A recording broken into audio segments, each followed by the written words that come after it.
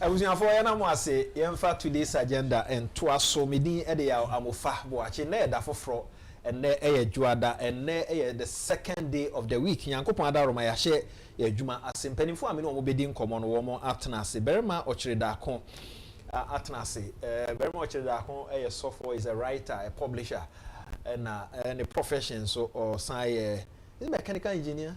Okay, he's an engineer, mechanical engineer. And I say no pay say o join the sanso so na Prince Opoku Ahmed. Prince Akwaba. Boko there. Boko. A young graduate. O can say Juma beba. O can say Juma beba.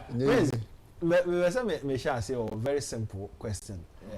Candidate womo call for this election here. Presidential prime is the New Patriotic Party. We hear Kennedy in Agyapong say, be fair. Omo aka no, why should that message be on mobile about Monty and for discuss with you? Maybe. On TV. Maybe TV. On TV. Maybe patch on TV. Prince Amzobwa. So it's a simple answer, me boy. Until be in TV. On TV. Berma, what TV? Oh, it's possible, Namati. It is possible, Namati. And there's any message.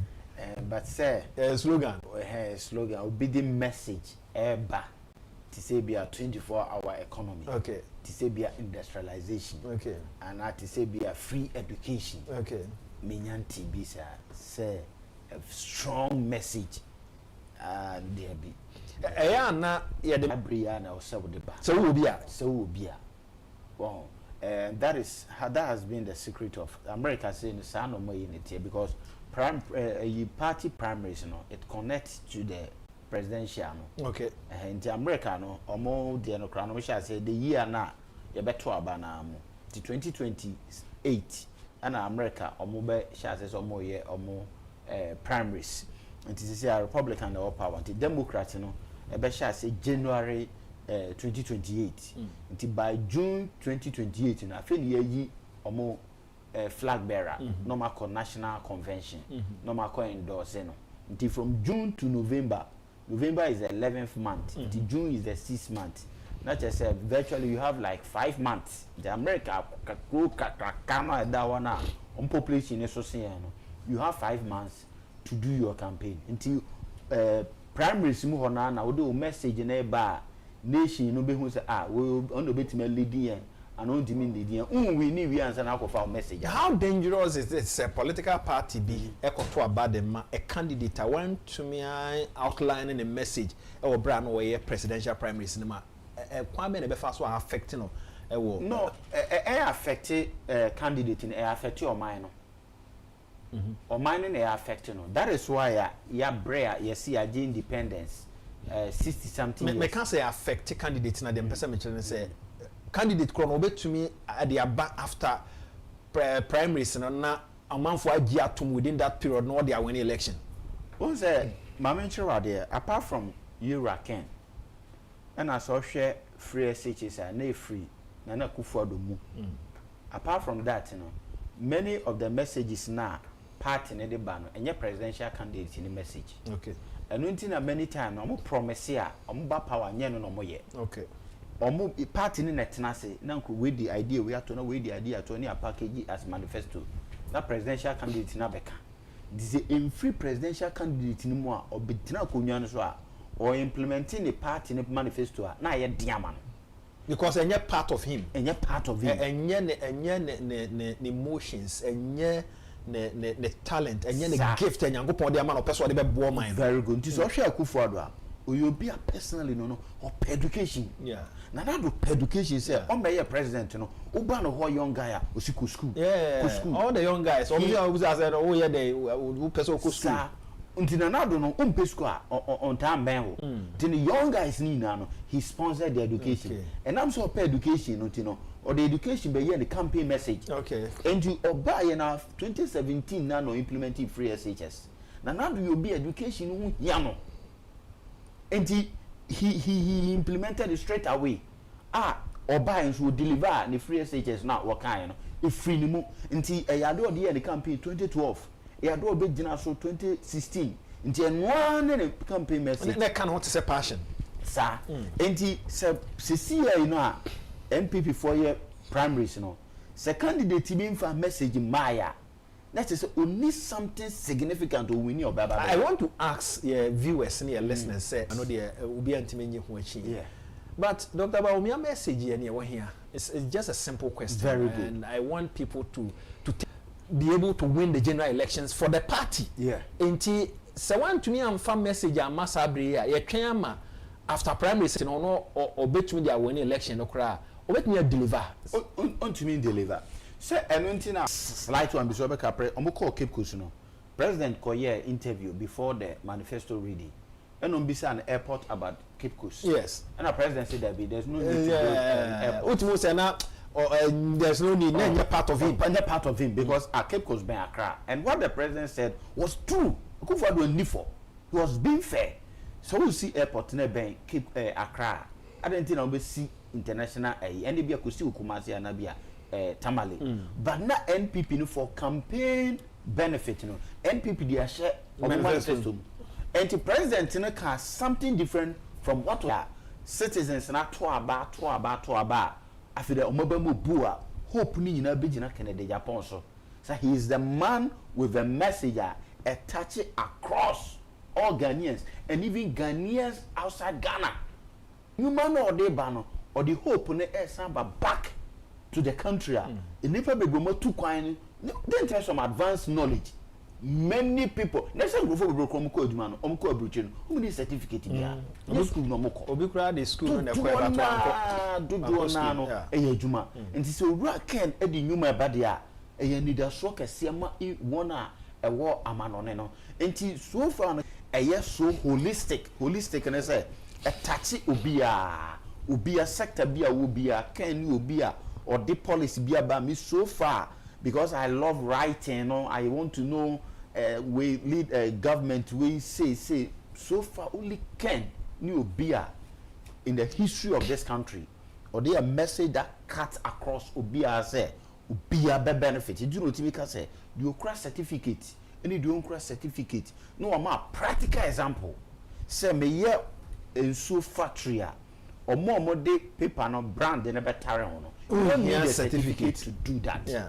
Security man or betina bonting ahwe say adwuma no be koso no you don't necessarily need a certificate into all my assurance say in as much as me here more certificate no sounds na me here more need certificate other ye nuanu mo nko abroche nko ye adwuma factories. Yes, say Ghana for need certificate eko ye adwuma factory but no nature say uduru agina ha ye we 1 2 3 a practical things na kwa ye betro who certificate only certificate to opportunity to Opia businessmen for middlemen for Opia. How dangerous whereas a political party present will be for a national election independent message? Dangerous na there enu muntinia say yenu ye independence the last independence ye share Ghana for mood people were not happy. Because for so many years the politicians about money message politicians or manu den and at TV so they call them communicators. They don't even read anything. Sometimes when I sit by my only time cross all the cocaine BBBR until we have produced bunch of these people and a country is sinking and sinking. And I must say the democracy no amount for lose interest in democracy. The entire amount for lose democracy lose interest in democracy and say people promise what they don't even know. And no matter what promise no they don't even know.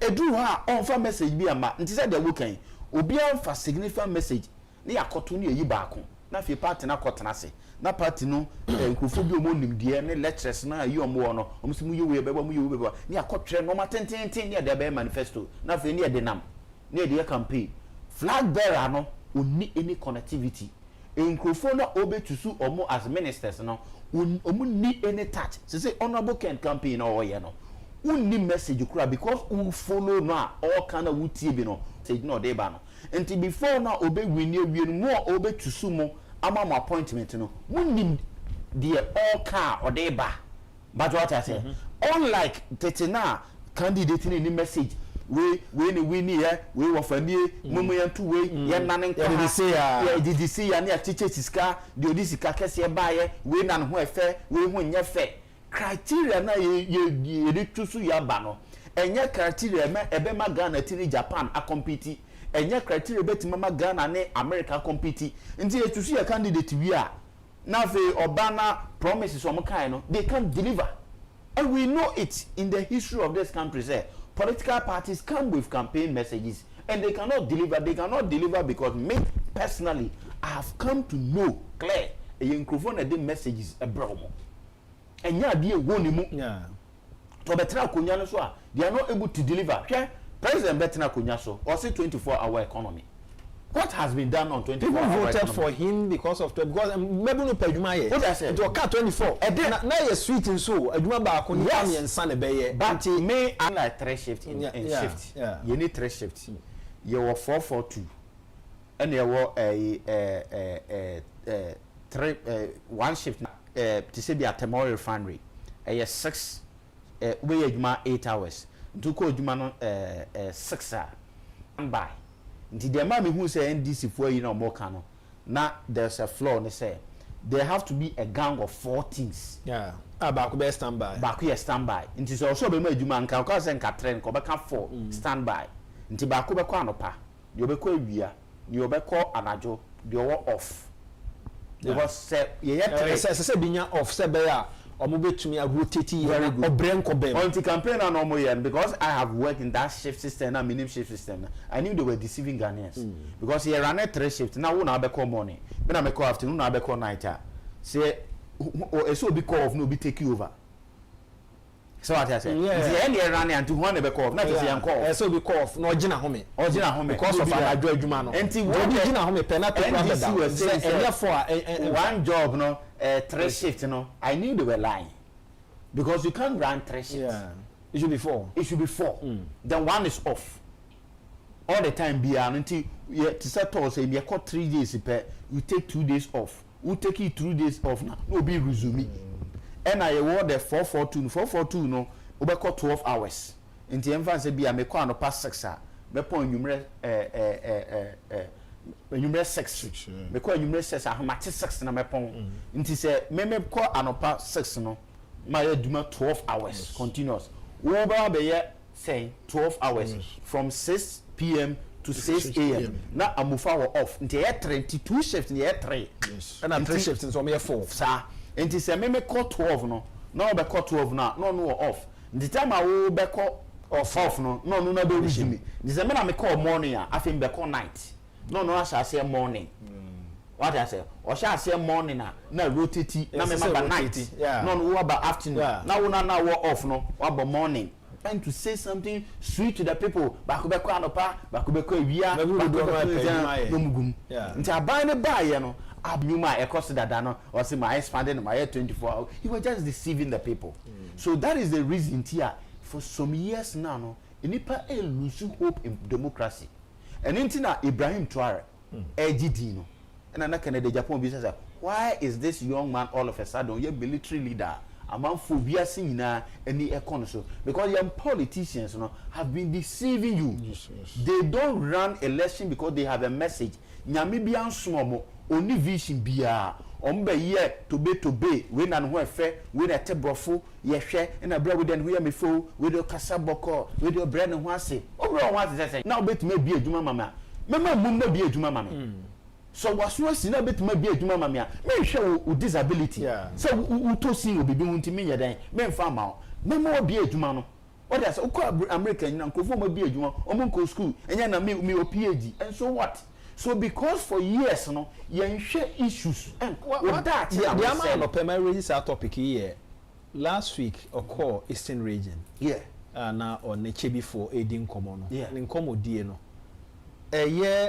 a policy message attach the ordinary Ghanaian Dr. Bamu Baumia de Abamu be share we na mo share e di asem bi enu amu be share say we na mo share I say ye touching promotions ye hwe na papa na no pepa ya na eno abeye a whole message ama a group mo pese ba ko be lead country no lead a party o jiri say yes e ko ni say ya general election na dia na ye ko a futu ma Ghana for say ye gina emotions so atoaba we ye igbeni mento amano we ye nkrani mento mano we na nko school papa mento mano ye nyina issues so ento aba nti they know say Ghana for the salo my dear edu general elections na those days if for mo mako school and don't even touch on emotions on koto amamfama wo and until na 24-hour economy when John Mahama election no because bebu no pejuma e be salary na 1.7 million no ebe tra eno de ebe ba beto ye no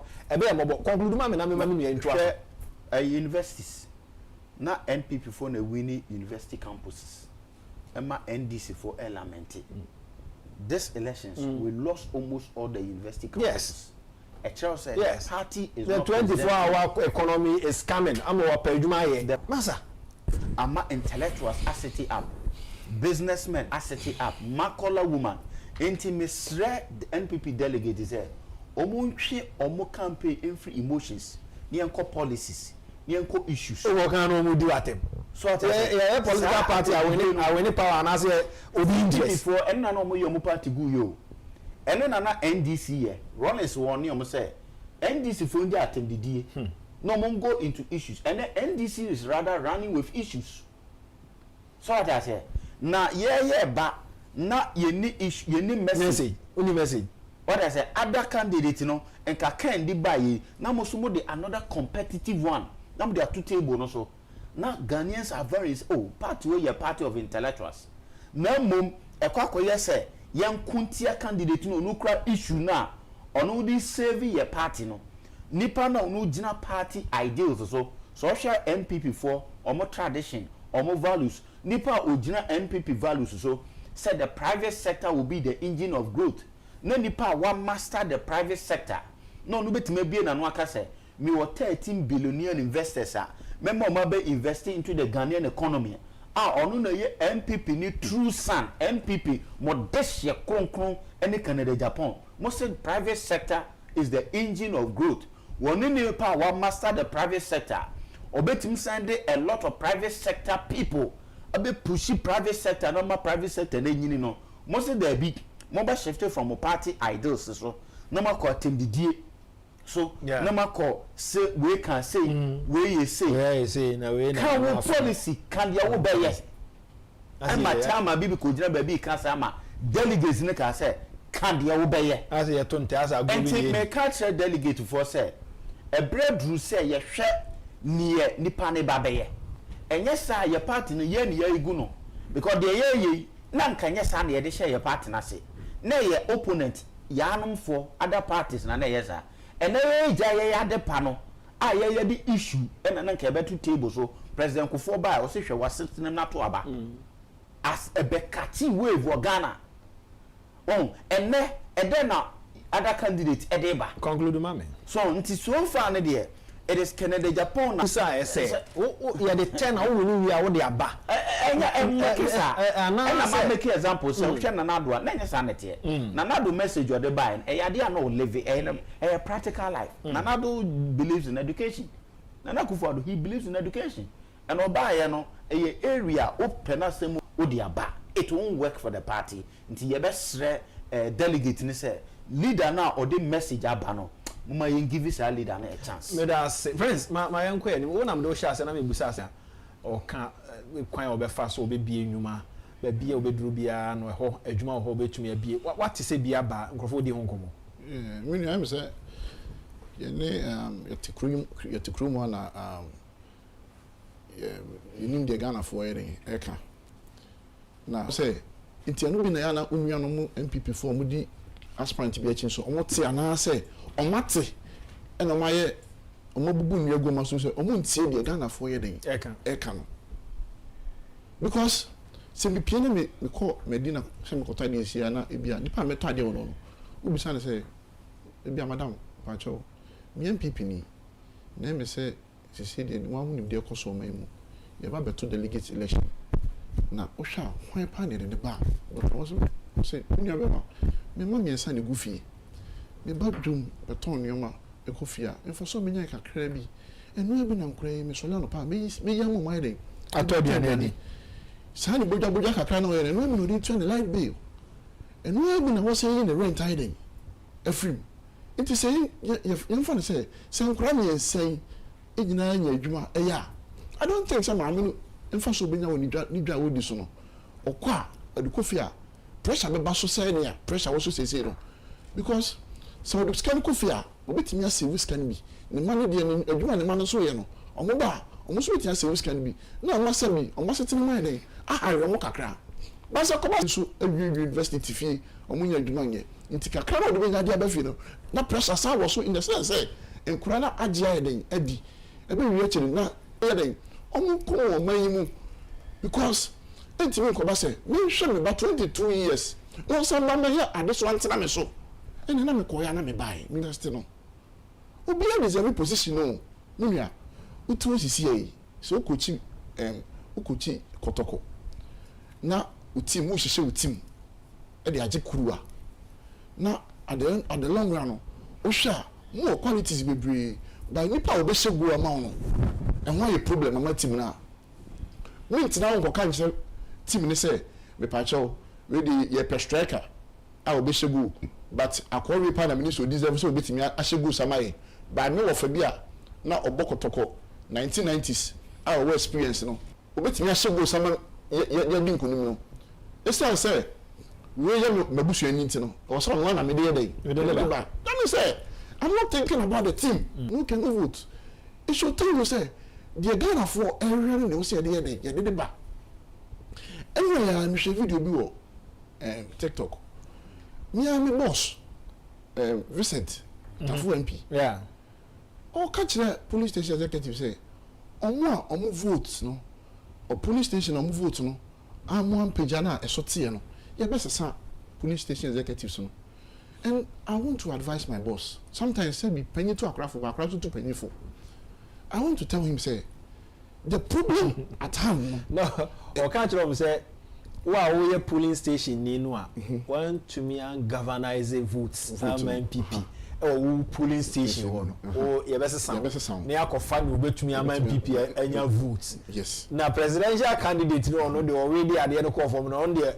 Ono I visit at Ivoire Dinachi or the Yazani. That's it. Already Yazani polling station in the Yazan. But the wire head no arrowhead no or no the member of parliament or the Ocasi on the legislature on the Yazani but police station here Uncle Bobo Domano or whatever is can command one more doman was the Yazan. But me no tie ya dance for in the sense say obi police station ko to aba say police station executive no odi nipa na adwenem and the police station executive na so nipa ko kurobuti e de ko to aba ma ne de ope nipa na ko to aba na delegate no e ko take decision alone in the box ballot box so what I say it is all the case as a advice me time yeah but I think it's high time I also have to advise you na young man waka say MPP for delegates in Ankasa any penny for you no answer be catch delegates say mo amwaya ama vote ama or mo polling station e was yes sam say me no we so what I say it's the problem at the long run the problem is that any man kwala minimum unim minu etia unim nti ade e betena na e kasa enye se bi ye so ye ni dwumadi me pese betena e pono ye minimum ye pese be kan omo tena sia na se ye kan na nkarefo a ye nkan ye pon ye be kan mo so ayden aka ho nti esere wo mo de say we are not expecting anything from them, especially the electoral commission. I always start the electoral commission maybe I may do be a platform be metena so be they make can say we just need transparency to avoid any future divisions because we are utie so una elections now at the end of the day no when you say your impact can bring us victory now you see me and farm now we the command the power you the ba oh adwuma be diama wa make us say wa unim eba unye what I say they see 2024 elections Kennedy na on look at that man he stood up gathered all his machinery to campaign and they yending kunimi when someone ni pe say catch them at least we should be some say in ko me busu ni a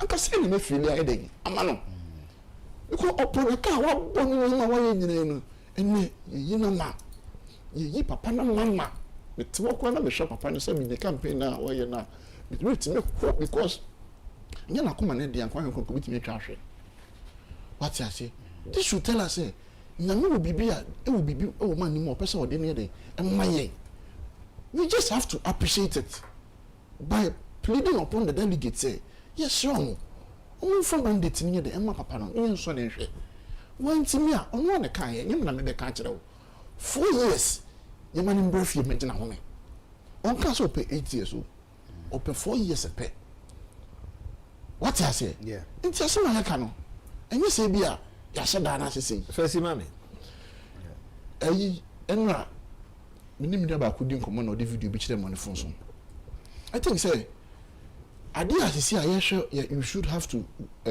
focus or pay much at we and original or can we a china here can say a china offer say no we shall not can campaign away ya minti send the region high different thing and then the kunsu different thing they're working they are preaching about one thing when you say uko bom ho edwa baby musumati afa baby e bom ho edwa na ya be presenting me CV e dia ka me ho asema kire nipa asme ya wodi machi a obeba be confirm ya ma me no also ko different na witness to say Dr. Mamu Bawumia in his campaign told us say what several party 17 good years and this ma na me tin say na so ejina be platform bi so ka say ne kunu a several party 24 good years e bia na no na fun me that mean we don't need from because baby ojina na critical stage se we oti yi ye kasa na ya no fuma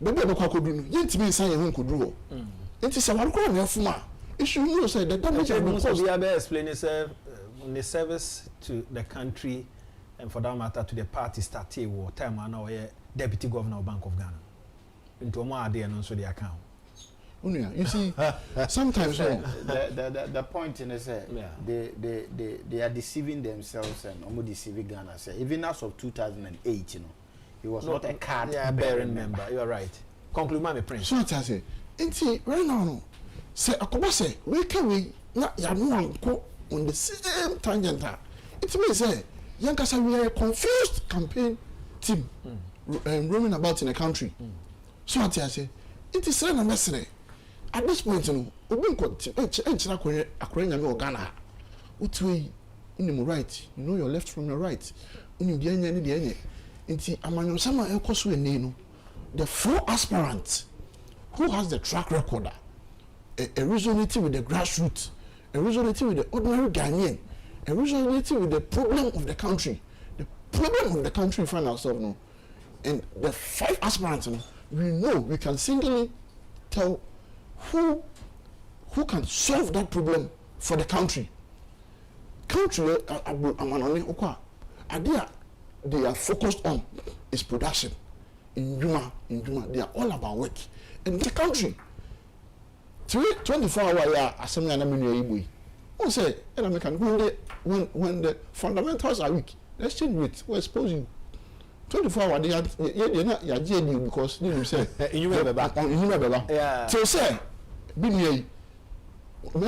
Uncle Joe says Ejamufa, I am enjoying the conversation. During my time with the TTL at Tema, we were having 3 shifts, 6 and 10:30 p.m. to 6:30 p.m. Each shift will be given a day off. That's from Monday to Sunday through selection of Hamikakra because election back on 2024 no enye agrodie election no election a say etumi sign the MPP back power because say MPP hihye omoniema yi a MPP betumi assign aba power na ansa na obekọ election e beto aba ma no age se ukra message mesre mo se bia mo yera ken esi nchen a other candidate no bi the message bia bankrofo di ho nkomo okrom na yenimu a mo mayente fi say ye kan no at the end of the day those days are near to aba anyway na ho atra ya tra ho ba bi egina sisi no boys ne girls na won aba no mo pa adwuma ya no mo pa bibi ate hold water obetumi asoma kase we anidaso ewom ye madodo anyame ya adoma na ado pia omo call SHS Omba University no enye emotions obere adwuma ezeyo koto aba the man because no mo ehu say asa anidaso mo kakra chen MPP message and what they air man. At the end of the day, no, and the quiet portal. It's maybe a general say, Moma any sa emotions and yatem the DNA, near Musan, Adiana, what they back. Adiana, the two table, so any a general so, and they are Kohio. Oh, Grahi, near any Akohio, until Momusa candidate 5 Nina, no be unfound message. Now, why the any home come home? Say, Nippon new messenger. Moma Yenshana, meaning my young queen Kakra. Ora can assemble Kwaka, Oko business community, or Mudion Kwano Pena, traders advocacy group, or chair, Din Common and Busan say, a possible say, Ube to me a loan facility or Ghana, Bayer 0 in terms of percentage, I would ever to home, Bayer 0. No, yes, a possible. If I was cite other countries and near Momoy, meaning I want to say possible. Yes, possible. Na yera ken wedi kan kra aka na wasan so achirichiri mu. Na oka se na oma ayi emfanto home. Ena na o kire se eburu a ye imported from Brazil no. Eburu no boy force ne eburu a ye produce wa. So what it means is that production companies omu here eburu di adwuma no. Obepe so be kra eburu free Brazil and amanone ediaba. Now when that happens now, I say the market for the local producers. The Honorable Ken Echremu said one of the things say they give farmers no interest on their loans. Now sadly way you factor in the Wasing Commission and until you see the Agri Development Bank. Agri Development Bank and you see for our independence 1948 near yes our policy ni to senka ebeboa akuafo nti de chene say nka kuani ni koji ni loan wa Great Development Bank na enye say a charge no like from commercial bank or from Stanchart senka yes something interest rates na say different but unfortunately now akuafo no ntimi anya that support and yura can extra say you so one yen say akuafo na a subsidy and now they more so okoji loan na ontue sika na okoji na mo ntue interest go to interest na e ma cost of the production there cost competing with the international producers no afi na aye difficult for us nti yewra ken asini pain say oba farmers are going to take loan at interest free rate we eye campaign message kase pa. The question is say, Hana, possible? No, possible. Okay. There's no restriction.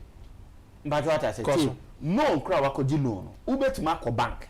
So we are bankrupt. Ultimate to your loan. Finance loss, no. Account so you be with or debt amount. Yeah. And pony amount be at what was and the political will no and any ho. Now only baby. Or the baby boost economy no. At the end of the day, no farmers now omuji sika no. Omo benyam faso, omo faso de na be bank o. E be bank o ma bank ni de akwa koye adwuma nya ni interest back. But just what I say. Until the irregular can here, I want to boost the economy of Ghana. Me pay a real growth for the economy of Ghana. And when I use this strategy, it'll work. And he's going to do it because or a businessman, he knows say that is what is going on. And on other countries, Saudi Arabia for Brazil for Abrochino advanced countries, and no more yet. That is a secret.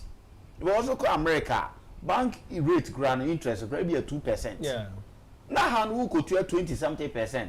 How do you compete?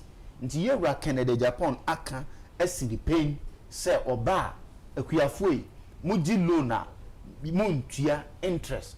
That alone is a laudable campaign message. So it is possibly being with some coin.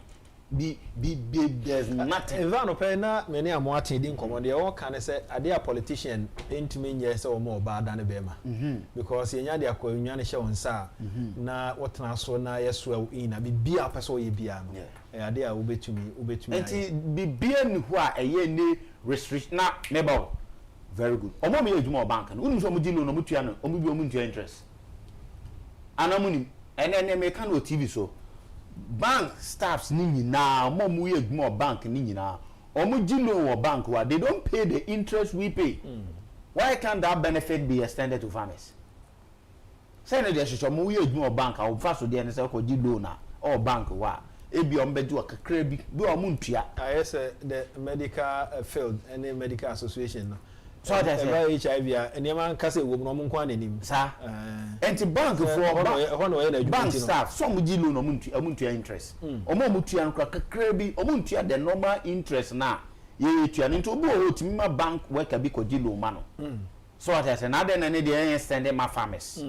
So this was a policy. Until I'm saying, I just want to draw people's attention here. And until you see ADB, especially for that. Yeah. My penny for my banner. Say possible I didn't want to me.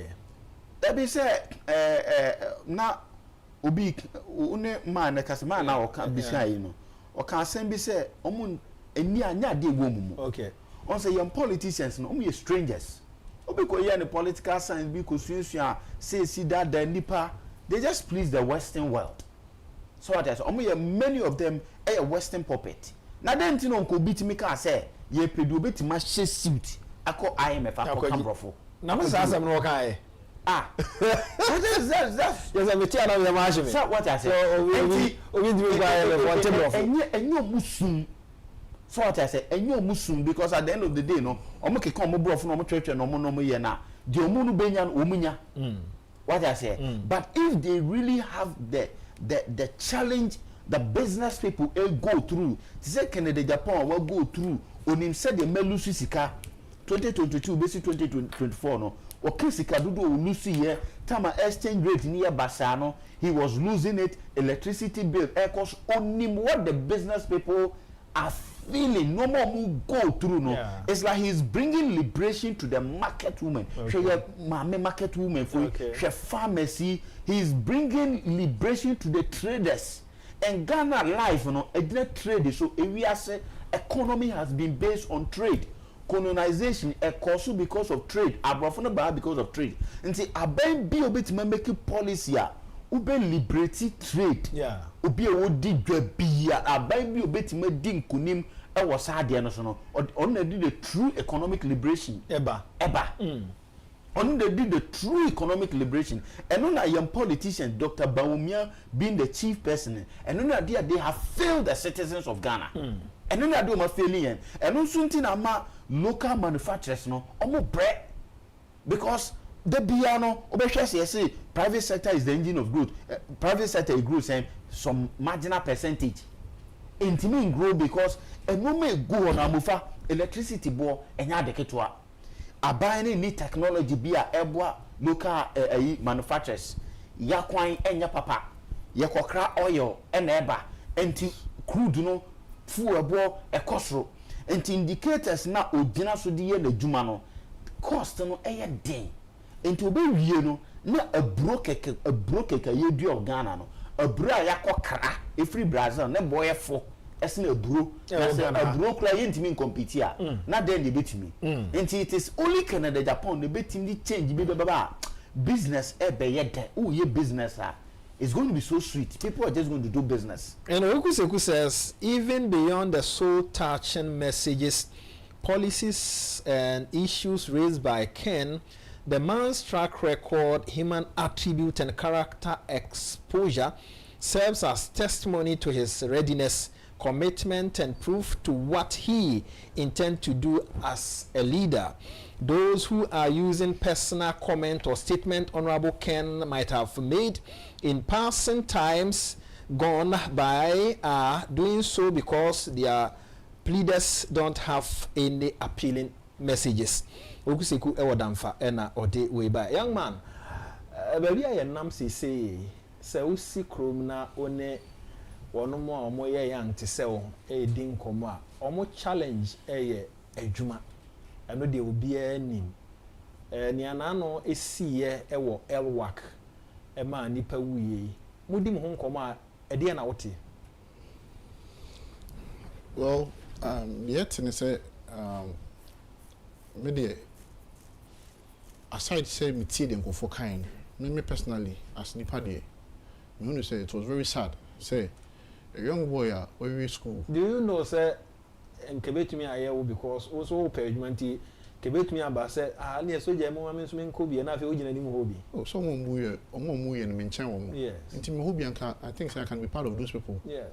And omo mu ye no nya omo a ne omo ye guguafo. Omo ho ode mema omo gina so kra chen me ya no mo kope adwuma no. E na to omo. Ne me ameba kokore hwe mabo yese mu ya na adwuma. Ne yanka nkora kra bi sum ya ide. Still adwuma no onya bi. Enya bi ko na ko fa adwuma we. O ko fa adwuma o Ghana ha. Na kra ne 24 hour kra ne abusuafo ne ye hwe omo. Na abusuafo ene we shall go for ya frakadam because omo ye be form ya form dada. They just formality na omo dey omo na mo say omo ko pay omo ko apply. Me cry can advise you to say o apply salary na obi a onim no ene MP bi a o constitution on kasama o in the high rank because so o ko employ o ko pesa adwuma no at that lower na probability of you getting it very low. Unya and I'm one so slot in baby some national. They've already sold it to people. They are selling it in a high amount. Honestly, I'm stating it emphatically because I've seen countless evidences towards this recruitment. What I say, I think say, Krana at home, you should like you should put ourselves in their shoes. You say, idea, critical crowd. I guess I go study man can you pan kosa. Nkura bufa so no ejemensem ho nkura na hwem ho no enyi ni paketwa ufa be metia ka se me ha me ni ufa be 500,000 people na nepe military nkura 500,000 so mo fa 4,000 so they better than wenya work for around 15,000 and I see ni pa no mo be 20,000 you know into ho this one 30% say this way I have to because you be out by man will be out kakra into to be sortified. But in be there, sometimes you know, you also look around with your peer and sometimes me do you can pay free because you want to be no sick and income and no so be asa. Until me and one more show so be kakra mono. I'm sorry now you no money na so. So what I say, until at in a critical situation and a track record no.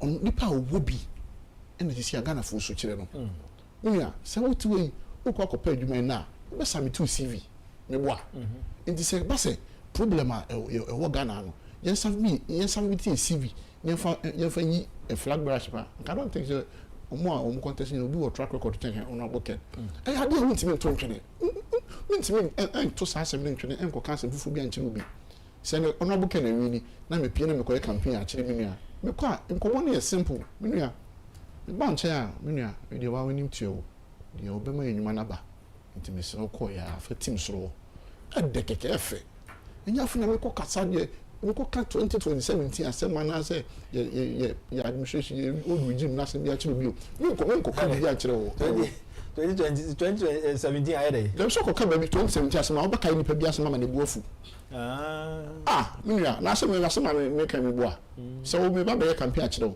na honorable ken flag bearer ba minua we dey wa we nutuo my number TTT nti we dey ko soro wa edwuma o ma akra nka so ba ka so we dey but obi wo ha aspirant wo ha o present na afna o ye campaign bi ka na anya akoi na ye sei no anya so na sei na ye sei masa wa campaign ba nipa ba ko di be 4 hours na the economy share in some anya say wata ya ye pese gu nipa bi ni masi o pa no kura no na ye o se ye ka no kura no because ya hwehwe ni anka na wa ba be ka ma o you know me ba be ka ma ye and na one so ba be inside the sun free so what I say it is the time grassroots NPP mebu no money omubu ofu nyina ne omu pinye campaign ni ade na just by election me hu NPP youth omu eje omu disanka by election ko grounds no omama anything je bre san no anka du mi wini no na strong hold impo say na esi ho a then your swing vote swing constituency so be I can state it on authority say ye leader na ye be presenting next year 31st January Senior the Ghana for power. I can boldly tell you, say, 86 now parliament. No, you should expect around 40. I'm a patriotic party, MPP party boy. I'm telling you what is on grounds. We will lose abysmal. We are going to lose more seats. No one should think, say, if say a presenting candidate kofolu so hope no e be inspire obi ama na koto abama flag. Well, what they are saying is it depends on what NDC be in terms of governance, because NDC or more manu here and more Ghana here, whoever MPP be presenting can win power for them. When I say no correct, because before say okra wo girlfriend, who new girlfriend, now new girlfriend no on 2 years, ade be ma wakako dwene old girlfriend wey say new girlfriend na we no old one is better than a new one away down. And then Bema Waka said, and then Muyanka. Into me, come with Chinko for the name in one side. And then the Mahama on President Mahama by power. Uncle Ghanaians were not ready to. But they say they almost end this year, and almost shiny. So, Metsanaka just say, NDC for by within 10 months in Ghana for in sign of economy. Then I'm a liar, then kind of create. Then I'm not working with Honorable Ken. Okay. Because Honorable Ken. It's a man of the truth. In not just any MPP for money to say NDC be fambola ma omo do bia baba. Sisi Agasade said the Dr. Mahmoud Bawumia Padia, and they were saying NDC for a performance worse than our the previous administration. Okay. That is the only thing. If Mahmoud Bawumia can win power for MPP, then NDC, this current administration, need to perform worse than the previous regime before they can trust Dr. Mahmoud Bawumia to be the president, to become the president, because Ebanisana, they have also disappointed Ghanaians. In right now, only Bawumia, but this is the person that said no matter the NDC for Bayeno, still Ghanaians are waiting for Naboken. Do you think that between Ura Mahama and Dr. Mahmoud Bawumia election, it was based on trust? Said the Utie. Uniokuma said they were working now it was trust issue and MPP to me lose to election said we lose to them. Oh yes, sir. The point in it said Dr. Mahmoud Bawumia never catch Ghana for say if the fundamentals are weak, the exchange rate will expose you. Obeka say obechi dollar ne dey iden. Also watch that. Watch it. And now omudi campaign so President Akufo-Addo dey campaign say Kufuja e ho no na 1:1. And I campaign Tia Mahama say they call 1:4. It is unimaginable. Until they share with them now, yes, we are economic expert. Na Ghana for expert say, Uber Jason, the Abeto baby akufo-addo no 1:1. Omuma so an share and say one maso the akako 316. Until say we are at fault or now we are at fault. Na Ghana for who say no. Would be a campaign. So watch I don't cry there. So Ghanaians didn't trust him. That is one. The other thing, so I say, Okoye eko bisa questions. Obisa embisata about 100 and almost 200 questions. Almost 200 questions. About 170 questions. The Ghana food you need the person who say, Wama Yehuni say, embisata aya incompetent. Because on Mahama and embisata, omuntimi answer questions are Bawumia de Banaja say Bawumia kra solutions. The next thing I got a phone ask our questions no bizarre no need smooth. Questions na I told you. Only who says Ghana for expert say lecture no or the marking skinny baba. Until when see university be anko lectures be and and this for year campaign say the guy is a liar, the guy cannot be trusted, the guy is a liar. So people believed at the end of the day he was boasting of digitalization. And Ghana for today you don't buy so your economic expert. Ntina na Akufo-Addo do buy na onye party ni ye do buy so bit mahwe economy na dia mai enti Ghana for who say no only anything to offer enti no he lost miserably Nkofo kotena via Nkofo kra police station Michael say was scam Akufo-Addo na Akufo another number enti Michael jaisa enti Nkofo dey so ka kire Bawumia say parliamentary candidate ni abeto ama no na wo dey entoma. Because at the end of the day, no parliamentary candidate, they had about 500,000 more votes than Bawumia. Let's just say, polling station, what they call and say, people registered their vote against Bawumia. So what I say now, what tells you since 2028 elections, NPP has already lost in advance. My mention over there, NPP ni NDC, Obiya no ha ombre. NPP nya power and continue kunya so 4 years say Obeje mu da. NDC enya konya entina so say obetina so 4 years da enka Professor Ames bu ye no na NPP for twen say na no man ko ye say Atames ye slow, Atames ye incompetent. JJ Rawlings a trabo Atames. Ama na kuno dum kote party no.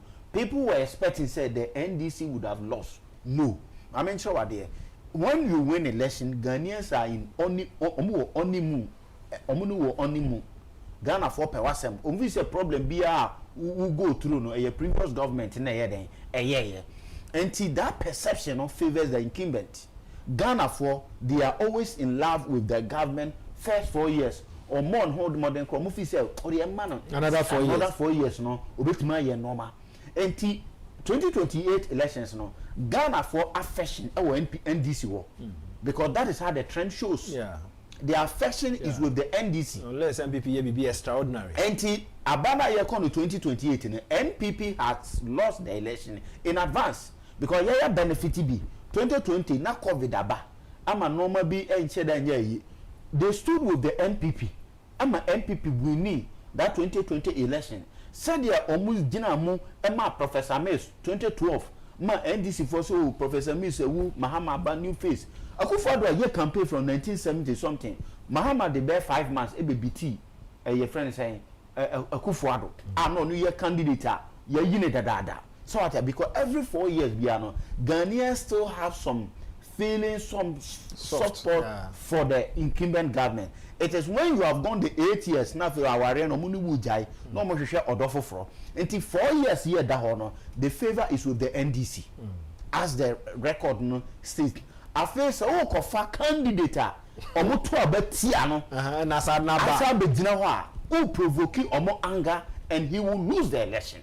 So if the NPP wants to win the election, they must bring a magical person. What they are saying is NDC is also going to present a new candidate. Something I'm saying 2012 NDC presented a new candidate. He was the vice president then. No, he was not a candidate. He was not a candidate. He was not a candidate. But what about if NDC present Nana Jane? Nana Jane or Mafo Bonidi, Mamio Dende, Mamio De. What about the Nana Jane Ebetanaho? Mahama was not a candidate. Nani did na ballot no so.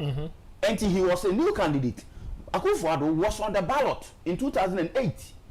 It was the second time Akufo-addo ever ballot boss so. It was the first time Mahama ever ballot boss so. Mahama beat Akufo-addo.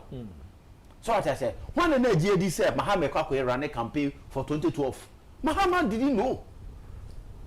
Mahama didn't know. Young facing the reality. Until more being Kasa Mahama was there. Mahama didn't know because if Mahama persuaded president, it was going to be in 2016. Yeah. Because Mills na ne wo ho our 2012 elections and all of a sudden Mills woo here. Until there's no way Mahama crowd were prepared. Mahama need campaign message.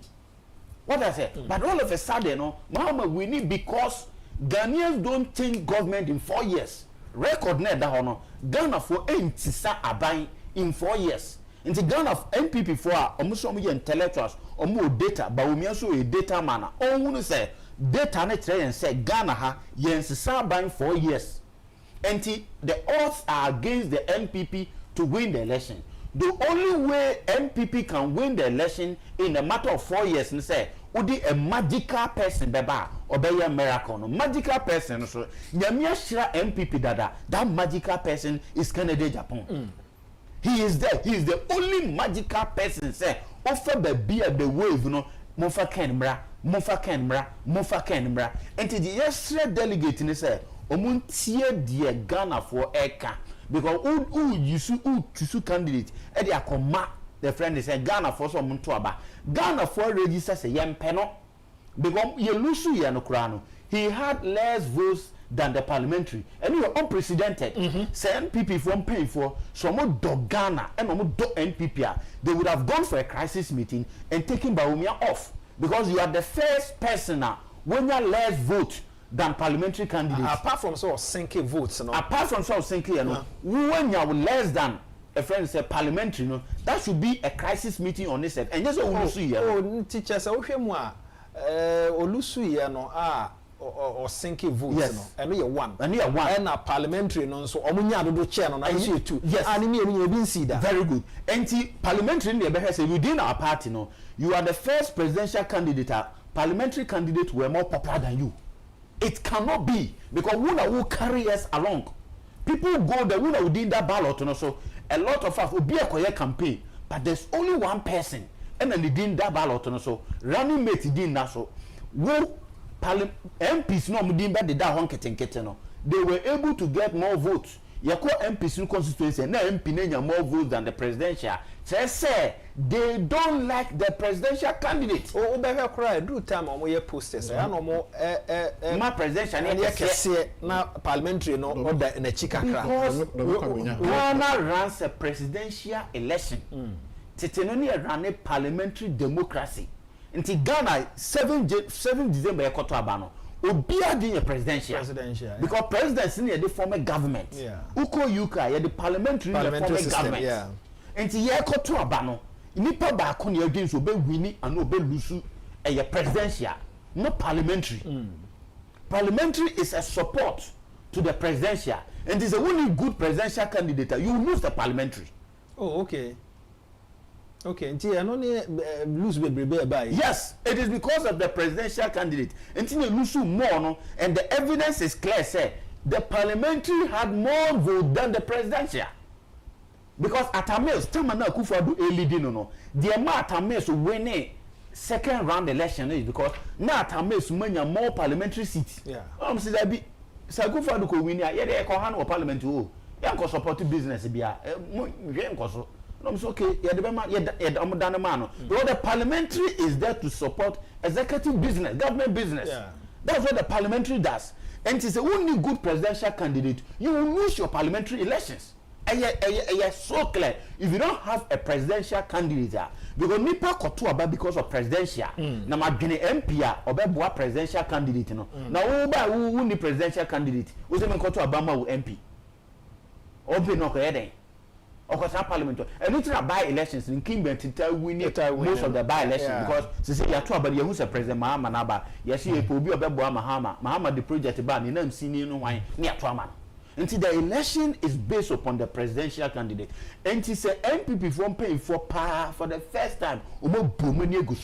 Say a parliamentary candidate and more votes and I know one place across the region than the presidential candidate.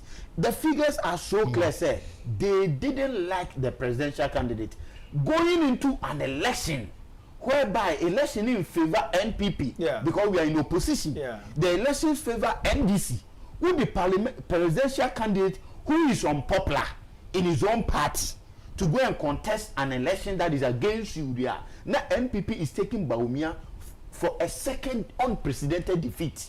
But I say, you are home. You die for a break. Break I ever corner on the 2 TV or I can and Yama Hodra. Now, may I do my work to me? I be kakra. I'm a mahé, but make I was a Franco Trading Enterprise for I do more. Yeah, day today's agenda, bro Prince and Minia Ochredakon. On me, no, you know, we didn't come. Me didn't edit out. I'm a fabuachi. Oh, performance at toi.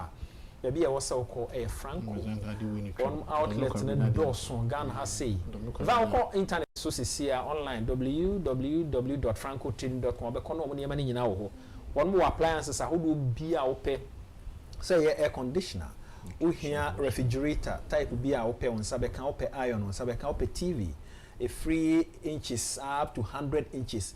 There on Sabeka. Near there, they say the CCTV cameras are omo edeboa omanfo mompe bi nto ne sanse otwa ebeboa ma watumi aba ofie eho ban mesra wo se kai na hye nso Franco nko na ye campaign organ say opade ato ho na yesi bi ni ho a the next 24 hours on sa ebeka omo faili obia wo se omo ton ade ade ama ade ya na hi omo ne se ye ma receipt akwa afa receipt ne kosi product no wo fie na problem ba ho afabra na ye hwe kwan ye betumi ade afa so sanse mo ho a na campaign no nso ewo ho omo numbers no Ebu baako 0555939311 0555939311 wo fresh number is here baby a ugina na ye be direct to am akọ mo aso ye ne baako 0555939311 won mo obi ewosu omo obi wo seka omo obi wo Madina afei omo ewobi ewo hacho emiaye no doso wo dia na so be frɛ 0555939311 ye dan ye ho afa a short documentary aba ye ba ya kano ya debe to aso machi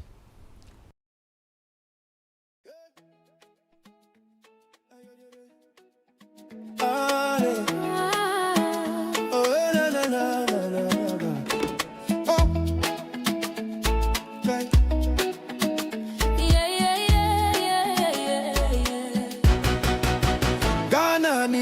Kennedy, the hope for the youth. NPP delegates, listen to the call for a leader who can stand up tall. Kennedy Agyapong, the man with a plan to uplift Ghana, hand in hand. Tuaba, my Kennedy. No man, Tuaba, my Kennedy. My anyano. Tuaba, my Kennedy. Oh man for power. Kennedy Agyapong, no, my enemy. Kennedy agenda, Ghana's hopeful plea. For the hopeless, a chance to be free. Jobs for the jobless, a vision so clear. Kennedy the answer, year after year. He's a man for the poor with a heart so kind. A PhD, a brilliant mind. The hope for Ghana, shining so bright. Leading us forward with all his might. Tuaba, my Kennedy. No, my man, Mama, Tuaba, my Kennedy. my anyano. Tuaba, my Kennedy. Oh man for power. Kennedy Agyapong, no, my enemy. Why does speak Ghana is true, but Ghana needs Kennedy to see us through. To build our nation strong and bold, a future of promise to have and to hold. He is number one. He is number one. He is number one. Tuaba, my Kennedy. No man. Tuaba, my Kennedy. My anyano. Tuaba, my Kennedy. Oh man for power. Kennedy Agyapong, no, my enemy. Tuaba, my Kennedy. No man. Tuaba, my Kennedy. My anyano. Tuaba, my Kennedy. Oh man for power. Kennedy Agyapong, no, my enemy. 40 for Kennedy. Number one, 40 for Kennedy. let's get it done. 40 for Kennedy. The people's choice. And Kennedy Agyapong. Let's all rejoice. Oh yeah.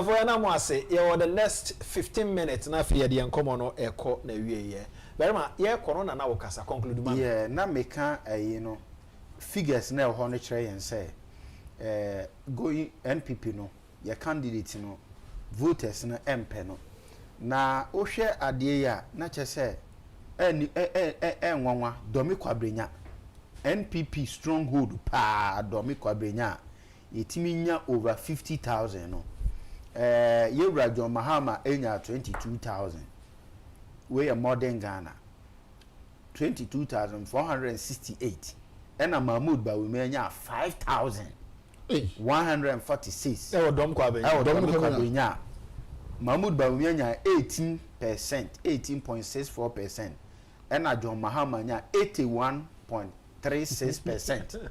Yeah, strong parliamentary candidate no enya say parliamentary candidate no Akrugunu nya 51,634 vote, representing 50.57%. And Michael Koy Jr. nya 50,477. And actually will say Dr. Mahmoud Mami anya 5,000. 5,000. Na Michael Koy Jr. anya 50,477. What does it tell you? Now when people went to the polling station, they didn't like Bawumia. When I go business say sir we be 50,000 and 5,000 difference. Mu ji say who betimi ate the same candidate betimi a your campaign wo dom kwa benya. ati over 50,000 na owura mahama disan ho no wow watini nyina de bia begu akiri ugo bisa na edu atem no nabio o the analysis ne say parliamentary candidate had 50,000 yes presidential candidate had 5,000 45,000 difference, you know. What is the party saying? Delegate, you know, we then omoka. So omoko to aba asama candidate no 5,000 as against parliamentary elections you 50,000. The next now say omo constituency no register omo protest against a particular person. Na make a that's the candidate. That is the candidate. Because Gabo say ni woni me officers azu ni me nya kasa say me bonachi because na me so on go campaign or so but we have a number of votes Gabo nya Michael Kwe Junior nya na a number of votes Dr. Bawumia nya na na Dr. Bawumia don ko abenya for rejecting completely, and it is a stronghold because Michael Kwe Junior say na ne ho ye hin kakra constituency ni on your campaign na no 1,000 50,000 yes obiti ni kakra bi omo ni ebeti ni ko biem say yes you can be given a yes you are right. This candidate, you know, you stronghold, you lose kra na ye nya 50,000 parliamentary candidate nkrofo koto aba e ma MPP flag 50,000 edu presidential omo ma 5,000 aba. And that's some no catcher party no. Omo catcher party paying for say. Montutu mu no ma na mo fa candidate ye pe. Emrai. Candidate no so omo bonidin. Omo nim no. Ye friend Kennedy Agyapong. Mo se mo mpe na mo pe candidate to benya 5,000. Ye stronghold. Hint no. Ye mfa candidate to benya 5,000. Don ko abenya honest MPP centre ni papa bia ya na free ba. Wa kaya. Ye stronghold. You ask for bring omo yes o musisi no. 2012 election na ade ni pie na we so don ko abenya for actually say candidate na more than about very. Let's say one issue. It's a whole case study. Was stronghold one of your biggest stronghold across Ghana, not only in Greater Accra. Baby, it means 60,000. Dom ko abenya. It means came over 60,000. Ye my presidential candidate 5,000. Abba. And then be near pe. Oh, me and Sanfanonko. And then be pa near pe. Some problems are with Sanfanonko. Let's say move Domi ko abenya for 2020. You stronghold. You don't respect people of your stronghold. Is there 5,000 candidate to now 5,000? Yes, Sunday that could not be 2020. Akufo-Addo 78,000. Yes, 78,000. So to 467. 78,000 to 5,000. Oh, this is what the analysis is. Into more padakro, more mayamfa 78,000 to 5,000. I'm more padakro. Yeah, for figures. No, me share figures na. Na my dream say na no say me say income raise here. Na my dream enti ase anymore. Na me say 5,000 say. Enti me share figures na me say ade we ben from so na I say check electoral commission one because 50,000 parliamentary candidate now we have 5,000 presidential candidates. Fusi ensan fan ko bi. E ko ma dom ko abenya fo. Ensan ko dom ko abenya je strong go. Just say mu go party no party na mu go no. Mo se ni pantre fie no party ni mu. That's what you are doing. Also your personal data. Data na say you have been rejected. You have been well marketed and rejected, well rejected. They know you too well to reject you. You are rejected.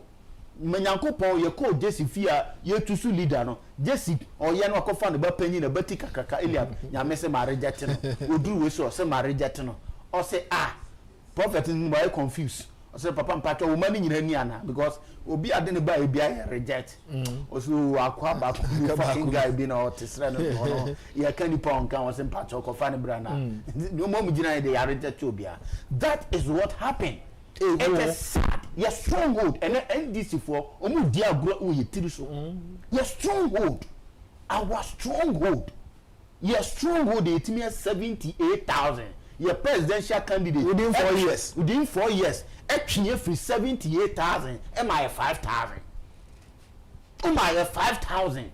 Yen san fa nko biem. All places enya hanko across. Now better no artisans yi egu akiri bebrebe yi asa adibia be ka ho de akọ election within 4 years. So what I say you say do ko biem a na send the seat no am NDC for biem. But as a prince ye kwa ko wi The be a mekase on. If you say, so no current down one can now be transferred. At the long run, and turn the problem be bro. Because you say Dr. Mahmoud Bawumia campaign there, they deal with data. Inti actually the padodona data na previously in the past elections, 2024 elections, and this is the data in front of us right now. I mean, every chair what if we say Nanado 2024. Nanado my 78,000 votes. Now say within 4 years, presidential aspirant, we have 5,000. In fact, when you're just a mere presidential aspirant, he was the vice president. Former vice president. I will contest for presidential. Yes, so if you no ban votes no call for me. The most marketed. Yeah. The most marketed. Ntina na America no, omo nim no omo rejected. They rejected. They rejected Dr. Mahmoud Bawumia. And then you say, the local Biyangu, constituencies be brave. Me ka say. Ya hinia Michael Kwe or Dominic. I don't think so. And Gabo they said minu kan eduru honum na so o san ko bi wa on do obetumi akase en san fa no obetumi akojuna company ama Bawumia 5,000. That's not. And this is clear. This clearly tells say 5,000 presidential aspirant na am na wini. Yes. Senior or pay to say Onya Ken ko wini. And I can boldly tell you say 2028 Ken as a flag bearer, Michael Kwe will be back to Parliament. Yes. I'm being honest with you. Their constituencies be brave. The margin was very close. They rejected the president, but voted for the member of Parliament. MPs be brave, but lose some seats in the likes of Kencity Media wasn't going to lose. But this one say, never been in totally Dr. Mahmoud. I have people from his constituency and that's it for me now. Okay. I have a lot of people. It's you say, so at see MPC are more parliamentary. And being honest with you, say, more time. Mahmoud will not become sitting. I'm not lose that. They can go and start their research. They will lose. It's our advice them say they shouldn't even invest in campaign. Doing 2028 campaign. 5,000. How can you stand about Dominic Abrenya? Say we campaign am a parliamentary candidate or no 50,000 voters. On what basis? Or no 50,000 voters. Una here presidential candidate. Presidential candidate no una who promote parliamentary candidates. Moto amontuma asumesi. Who crowd 5,000 or no crowd 50,000. When they promoting yonko. Or no they say can presidential candidate. And the Bawumia dia kodune dienka yesra na nko ontwe ne homa ye na ja yenye ye party ni ye baby wa say na kodunu no say Dominic Abrenya in a matter of 4 years 78,000 I am in one kakra looking at the figures now 5,000 there it's oh unia the tanu ho obi a wo hwe bia na say ntu no obi a wo hwe bia na betimi a check gogo sisi a Ubashawa 2024 elections. Dominic Abeba. I say me nkwa na mofo Ghana. At least check here about say website. Unde other part check it. O check here FM baby a electoral commission wa. Me check but person me check it on electoral commission website. That me I say that we go see the flew the buy. Me check it electoral commission. It's been approved because when say the internet sometimes na utia yara ma. Dollar na uko online 10 but market 13 14 every na ma kasa say so what I say it is at the yakwa say dollar Bahama district person na make us presidential candidate and a parliamentary candidate e win yes so what I say enti Mahama ho do and NDC di nya more seats enti figures no chere say next election NDC will drop because Mahama is not going to be on the ballot.